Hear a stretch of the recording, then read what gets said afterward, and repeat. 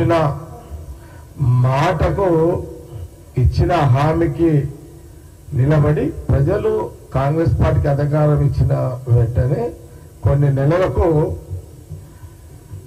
ఆర్థిక రాష్ట్రము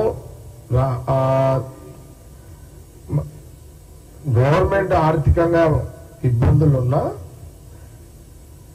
కాంగ్రెస్ పార్టీ అధికారం వచ్చిన వెంటనే సీఎం రేవంత్ రెడ్డి గారు అలాగే entire cabinet minister, finance minister Bhatti గారు అనుకోండి, ఉత్తమ్ కుమార్ రెడ్డి గారితో పాటు అగ్రికల్చర్ మినిస్టర్ తుమ్మల నాగేశ్వరరావు గారితో ఎంటైర్ క్యాబినెట్ మినిస్టర్లు అందరూ కూడా ఇమీడియట్లీ రైతులకు రుణమాఫీ చేయడం జరిగింది. ఇంకా 12,000 కోట్లు ఇంకా మాఫీ కావాలి. దానికి సంబంధించిన డాటా ఇన్ఫర్మేషన్ కరెక్ట్ గా లేకపోవడం వల్ల ఆ 12,000 కోట్లు లేట్ అవుతుంది అనే విషయాన్ని అనేక సందర్భాల్లో కాంగ్రెస్ పార్టీకి సంబంధించిన క్యాబినెట్ మినిస్టర్లు కానీ ముఖ్యమంత్రి గారు చాలా స్పష్టంగా చెప్పడం జరిగింది. ఇదే మేము సీక్రెట్ గా చేయలేదే, ఇది చాలా ఓపెన్ గా కదా. దీనికి తెలంగాణ రైతులు సాక్ష్యం ఉన్నారు, మీడియా సాక్ష్యం ఉంది, తెలంగాణ ప్రజలు సాక్ష్యం. దీనికి ఇన్ని నిజాల మధ్యలో కాంగ్రెస్ ప్రభుత్వము రేవంత్ రెడ్డి గారు ముఖ్యమంత్రిగా వారి క్యాబినెట్ మినిస్టర్లు పనిచేస్తున్నటువంటి ఈ సందర్భంలో బీజేపీకి సంబంధించిన పార్టీ నాయకులు 3 రోజులు కింద 2 రోజులు వాళ్ళు ఇందిరా పార్క్ దగ్గర రుణమాఫీ చెయ్యలేరు, జరగలేదు అని బీజేపీ పార్టీ దీక్ష చేయడం జరిగింది.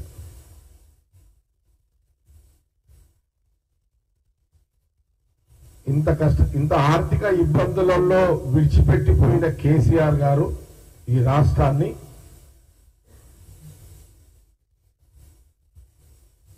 ఎక్కువ అప్పులు చేసి రాష్ట్ర ఖజానాను దివాలా చేసిన ఈ రాష్ట్రంలో రైతులకు ఇచ్చిన మాట కట్టుబడే ఒకే ఫేజ్లో 18,000 కోట్లు రైతులకు మాఫీ జరిగింది. కానీ బీజేపీ కాంగ్రెస్ పార్టీ గాంధీ భవన్ ద్వారా మేము ప్రశ్నిస్తున్నాం, మీ ఈ తెలంగాణలో బీజేపీకి పట్టు లేదు.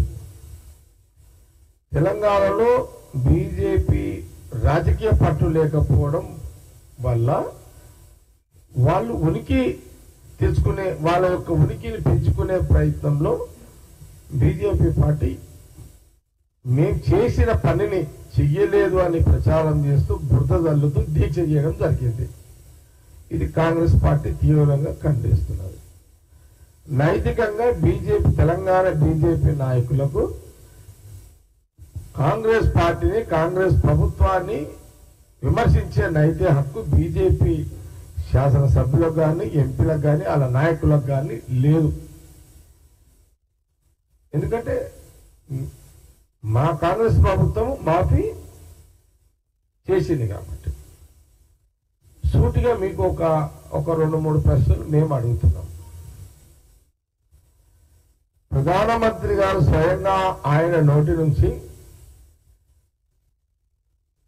ఆనాడు ఉమ్మడి రాష్ట్రం ఉన్న ప్రజలు కానివ్వండి,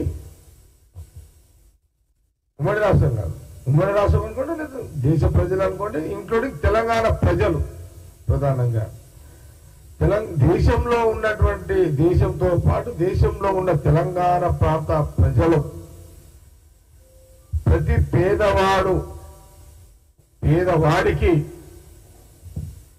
నల్లధనాన్ని తీసుకొచ్చి 15 లక్షల రూపాయలు ప్రతి అకౌంట్లో,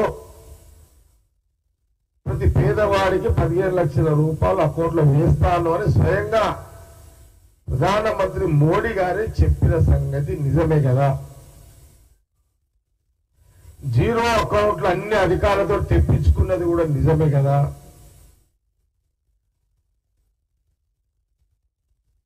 పదేళ్ళు బీజేపీ కేంద్రంలో ప్రధానమంత్రి మోడీ గారే, మొన్న జరిగిన ఎన్నికల్లో మళ్ళీ మూడోసారి ప్రధానమంత్రి మోడీ గారే.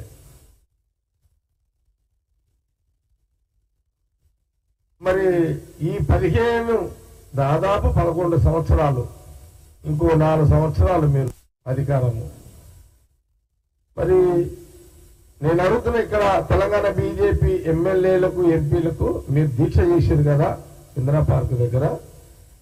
మరి ఈ 15 లక్షలు చిల్లి గబ వేయలేదు కదా, దీనికి జవాబు ఏం చెప్తారు మీరు?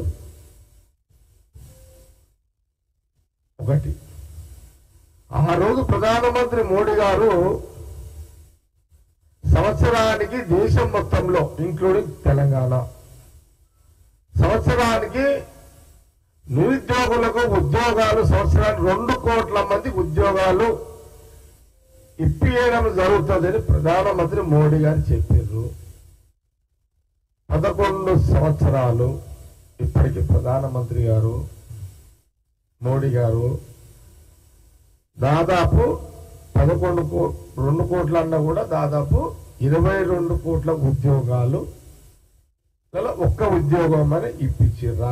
జవాబు చెప్పగలుగుతారా? డిబేట్ కి దీనికి సిద్ధంగా ఉన్నారా?